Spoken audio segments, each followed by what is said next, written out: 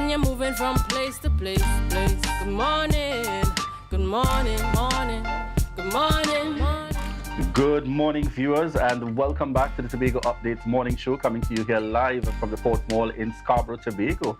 In this segment, viewers, we are chatting with Hanif Benjamin, and we are speaking to treating with violence and school children, the issues there that we continue to face as a nation, and what kind of tends to be the high publicity that's being received now. Interesting times that we live in. Hanif Benjamin, good morning. Pleasant good morning to Good you, morning. Tobago, and all the viewers and listeners throughout. All right. Good morning to you as well. As we get the conversation started this morning, we are facing what appears to be changing times within our society, and by that I simply mean the advent and the impact of social media. Where I want to start at, would you say that there's a fundamental change in the extent of school violence, or what we are seeing really and truly is greater publicity that's coming out, which may be having a very negative impact on our society? Julian, I think it's a combination of that as well as a lot more. But you are quite correct. We cannot negate the fact that school violence have been with us for a long time. But with the advent of social media and everything and everyone is now phone savvy, you find that we are seeing it a bit more. But let us make no mistake at all.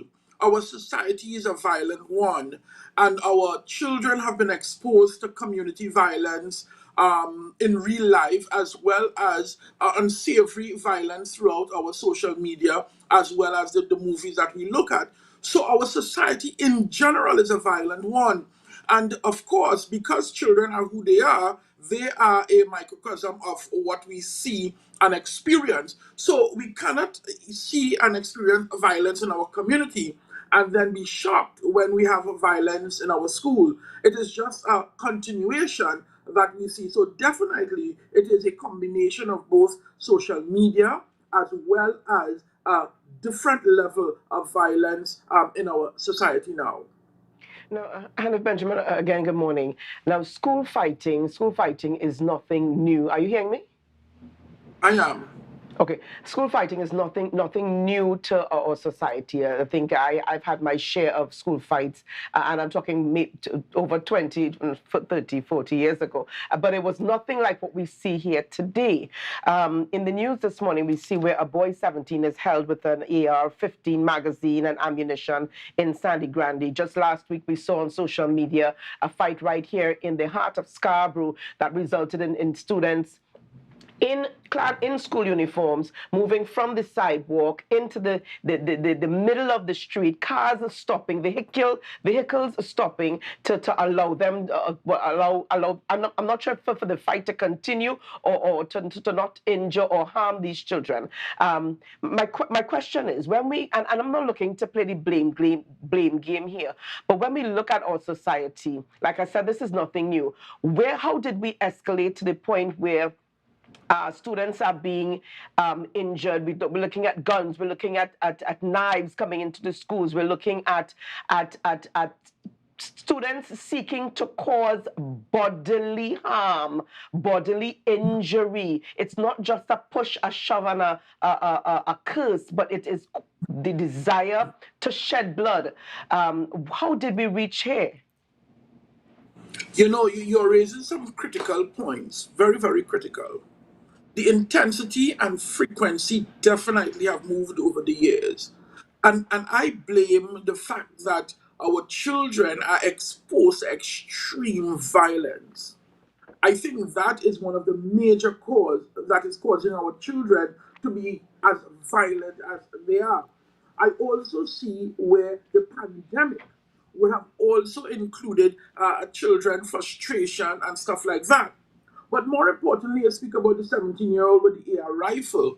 And in the recently concluded symposium on crime, we learned that there are over 5,000 dropout students in gang violence. We learned that major crimes are committed with children, with people between the ages of 15 to 25, which is youth.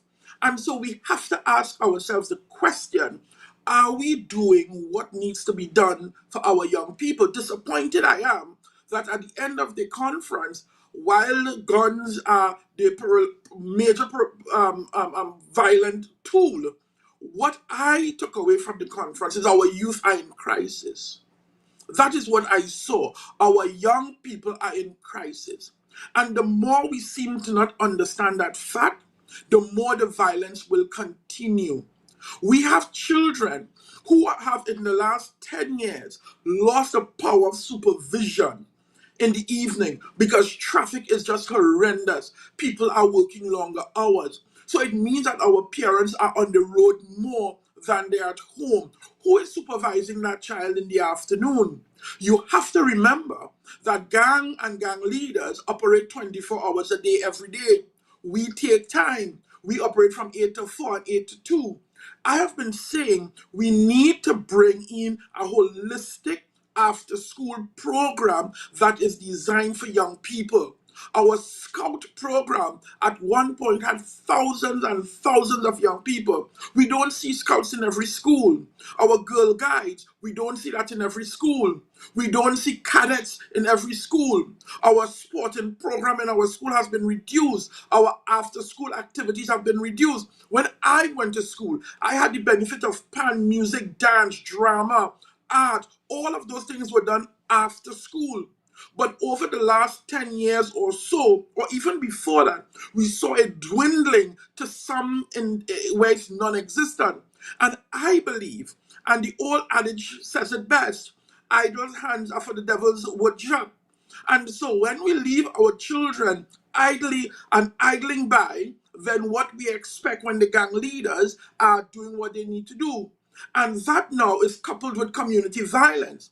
And when we see community violence and these community drug lords and other leaders are having the best cars, the best clothes, the biggest jewelry, there are some children who are not in line with academia and stuff will go towards the easy money.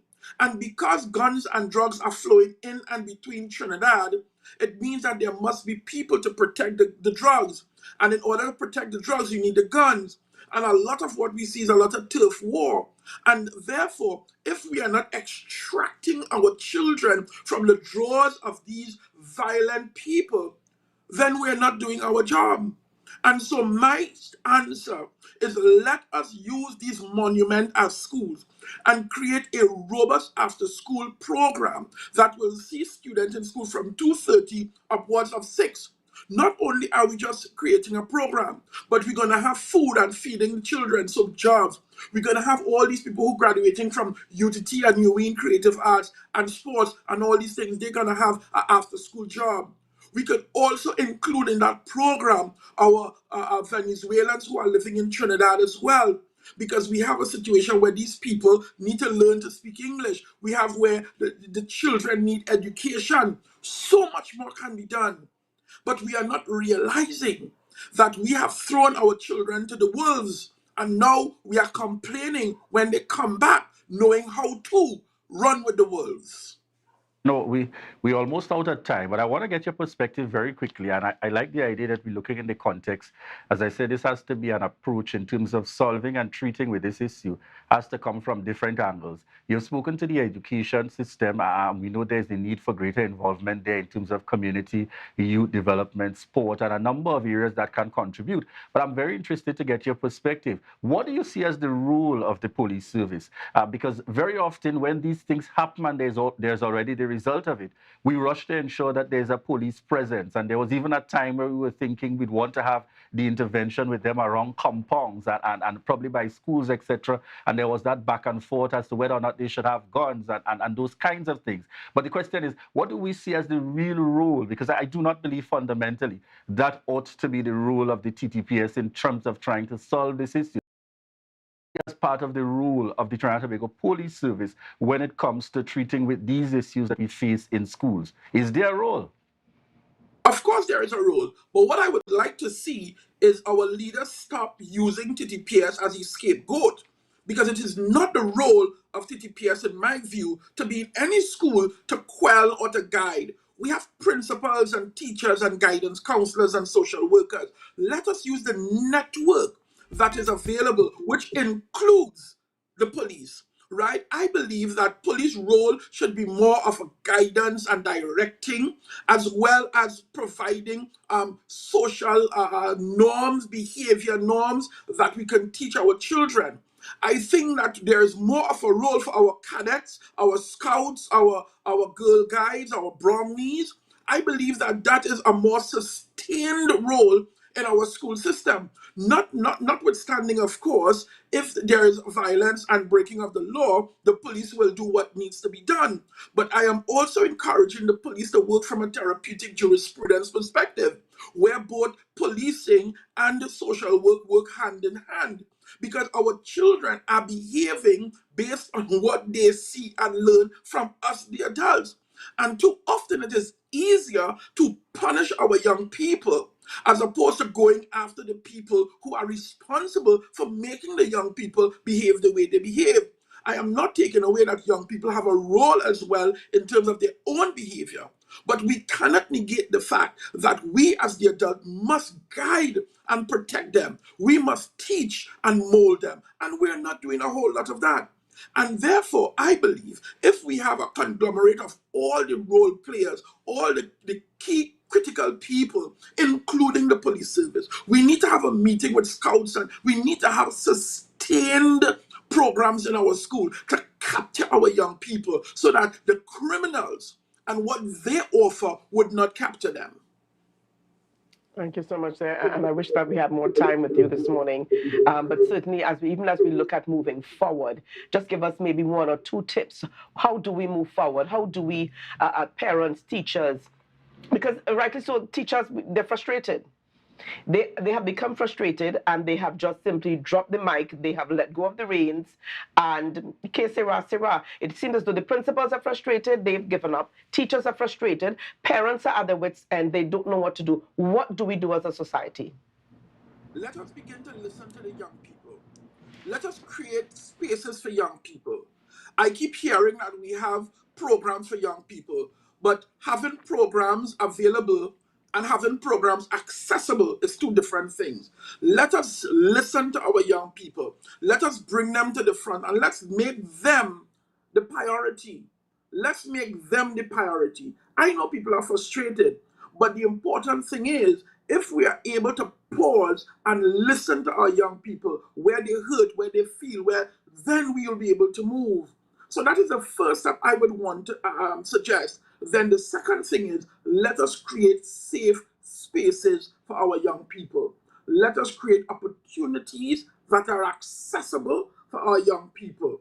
Not on paper, not because it sounds good, but in reality. Okay, thank you so much. Thank you so much. And thank you very much there, Hanif Benjamin, for joining us. And very powerful indeed, creating those opportunities and making our young people a priority. I couldn't agree with you more. In terms of leading in that direction. Very often, we get tied up in terms of putting down on paper. I create the best policy, I define the best way forward, but ultimately, is it being actioned in such a manner to ensure that maximum benefit is derived? And that's where it comes down to, because we put on paper and some persons look fundamentally, yes, this is the direction we're going, but it does not necessarily yield the kind of results. So very good perspective there. In closing, folks, we've got to put our young people back in focus. Ultimately, if this is the grouping that we're really trying to assist and support. Most definitely, and I want to share very quickly, even as Mr. Benjamin is still on the line here with us. Julia Brown says, can it be children this way because the village stops helping to raise the child? Long ago, an adult could have corrected our children. Now parents are cussing adults for correcting their children. Sometime home is overwhelmed and the village help raising the child. That's not happening again, and it's sad. Very true. So the reality is, folks, we know the challenges that we are facing as a society, and what we ought to recognize is going to take a collective responsibility. It's going to take that collective responsibility to advance. And yes, the fundamental responsibility is vested with the education system in terms of really trying to make a fundamental difference. So thank you very much there again, Hanif Benjamin, for joining us here on the sets this morning as we speak with treating with violence and school children. It's a kind of interview that you need much more time to deal with, but certainly Hanif being able to cement and to get in some very core areas that we ought to pay attention to there. Yeah, and let me just add here that over the weekend, Julian, on Saturday night, I was privy. I did attend the Rhythmic Vibrations production at Signal Hill. And one of the issues that they treated with was the issue here of gangs. The gang leader, played by Mr. Parisian, stated to the audience, well, if the parents don't want the children, we will happily take them. So parents, we also have a responsibility. The school, the teachers are being paid. At the end of the day, teachers are being paid to do their job, which is to teach. Our responsibility is to train our children in the way that they should go. Right? Somebody say amen. Yes, right. Indeed. That is our responsibility. When we drop that responsibility, when we negate that responsibility, who do we leave to raise our children? The streets, the communities, the environment, their space, whether it's their friends, the gang leader, that's who we leave them up to. And then we'll be surprised and we're upset when they come back with these attitudes and behaviors and desires to see bloodshed.